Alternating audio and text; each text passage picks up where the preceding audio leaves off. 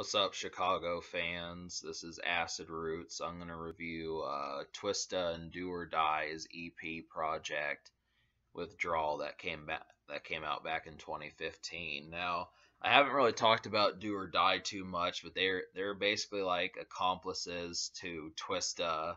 They've done a series of songs with him, and when you think of Twista's complete catalog, a lot of these are actually some of his greater hits that he's done. Like if had a Twisted Greatest Hits album, I'd expect some of these to be on here. So like Po Pimp, Still Po Pimpin', Do You, some of those songs with Do or Die. I mean, typically they usually do like some sort of like either low key type rap song or they do something for the ladies that generally generates. I mean, they were pretty good at it. Twista is rather skilled at making songs for females and such, and especially considering that he's not exactly a soft rapper.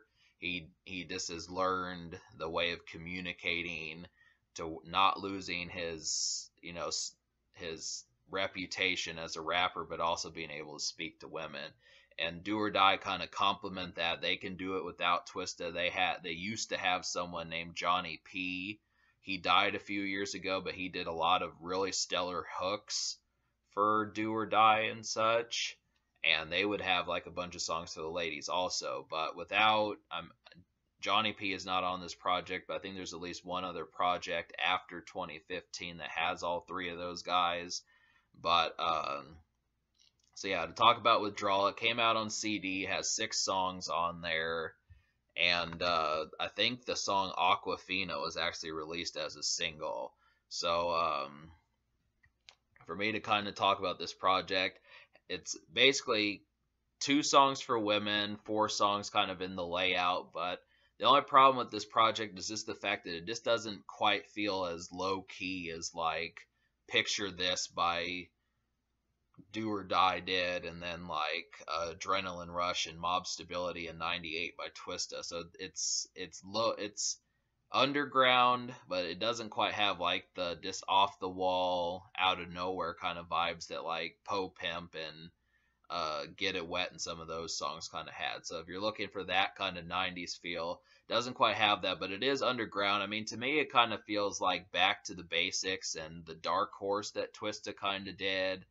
Those kinds of beats. I don't think the legendary Trackster is on here, but it still at least has, and I shouldn't say at least, but it still kind of has like that kind of vibe. So it's not, I don't want to confuse the issue and have people thinking it's a bad project, because it isn't. It's skilled, and I like these underground songs. The intro, very hard hitting. Second song, Withdrawal, is just like that. That one will kind of, seems like it'll hurt your ears a bit. It has a real loud, kind of piercing type sound to it, but I do like the kind of ghostly feel of that one. And then MIA, in my opinion, has the best beat on here. So all 3 of those songs are excellent. Just like, I mean, it's basically getting some new Twista songs, but adding Do or Die to the mix, because I don't really know how Do or Die have been. I mean, really, they haven't dropped much music in the 2010s.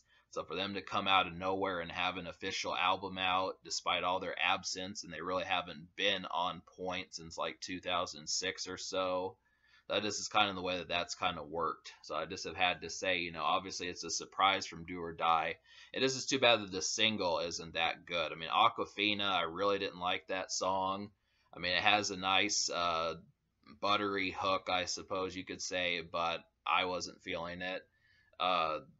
I don't know. I mean, really, when I came to expect ladies songs from them, usually it would be so effortless, but this hook just kind of felt try hard and not catchy. Maybe the melodies weren't there or something.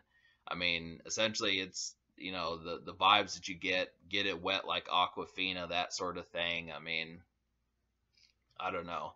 I feel like the composure of the hook was off. That's kind of the thing to it. I mean, when you look at songs that Twista has done, like Yellow Light by R. Kelly, or On Top by Akon, or Make a Movie with Chris Brown, or that song he did with R. Kelly off of Kamikaze, You're So Sexy.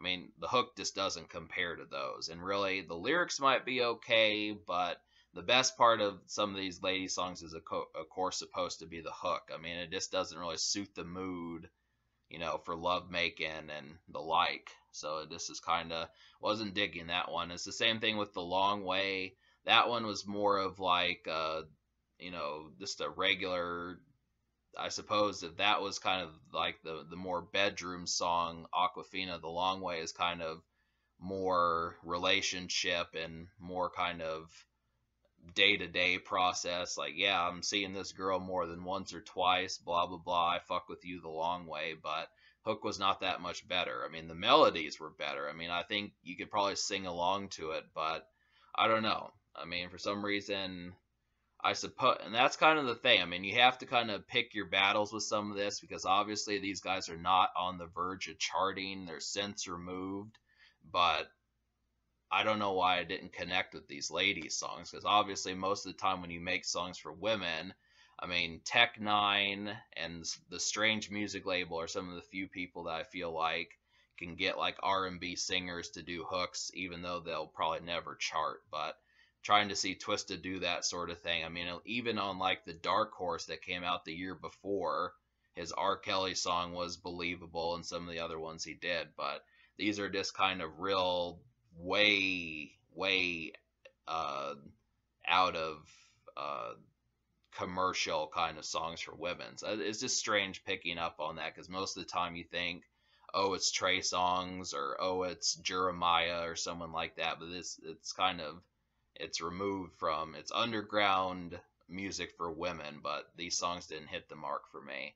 So but the underground songs, the more street songs, definitely did. I didn't really care for Run That. Didn't really listen to it that hard. Didn't try to. So, but Intro, Withdrawal, and MIA are the ones I recommend to you. And I would definitely say, just for like, the hard hitting do or die that you kind of are used to, and especially like Twista and them. I mean, even Poe Pimp was not entirely a song for women. It was just real smooth, real mellow, that sort of stuff. That's kind of the way it feels, just with more of like a street tinge to it. That's just kind of the thing. That's why I said, it doesn't quite have something as massive as like, what's it called? Poe Pimp, or Still Poe Pimpin'. So that's just kind of the thing there. So, but I give this album a 5 out of 10. 3 out of 6. That's decent. You catch 3, throw 3 back. This is kind of the situation there. But I mean, honestly, if it would have been the other way around, and I would have liked the 2 songs for women, and then the extra song, would it have scored higher? I mean, if the single would have been good, I think obviously the single has to be good, because that's what's supposed to promote the project. But I probably would have given it like a 6.5 or something if a single had been good and 2 other songs. But that's kind of the situation. I like what I got. I didn't need, more songs. I mean, obviously they're there, but it just depends if you like underground songs for women. If you do, then this will probably score higher. But I'm kind of dicey about it. I don't really, as much as I like underground music, I don't always go for that. I mean, I typically will listen to The Weeknd, Justin Bieber, Jeremiah, Trey Songz, some of these people for R&B. So this is strange to kind of try that out, but it, pick your battles there. So 5 out of 10, I give it basically a 1 out of 10 social. I mean, most EPs don't have more than 1 single, but I didn't like it. And really, if I had to choose between Aquafina or Long Way, I'd probably choose Long Way. So wasn't really feeling the promotion of this project, but yeah, that's the score.